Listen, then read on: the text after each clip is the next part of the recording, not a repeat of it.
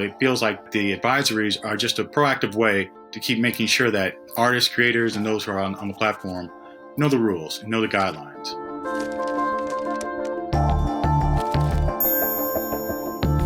Neil Young wrote a letter on his website to his management, his label, and Spotify asking to have his music removed from the platform over the spread of COVID vaccine misinformation. In his letter, he specifically mentioned popular podcast host Joe Rogan.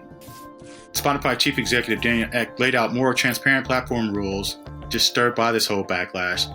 He said that, while there are plenty of individuals and views on Spotify he doesn't agree with, it's important to him that there's not going to be any form of censorship. They've had some long-standing guidelines and they're making some tweaks. There'll be a disclaimer before any podcast that discusses COVID-19, whether it be about the pandemic in general or about the vaccine. X said that the advisories will link to Spotify's fact-based COVID-19 hub in what he described as, quote, a new way to combat misinformation. So it's up to you, the listener, to take into stock what you're listening to is fact-based or opinion.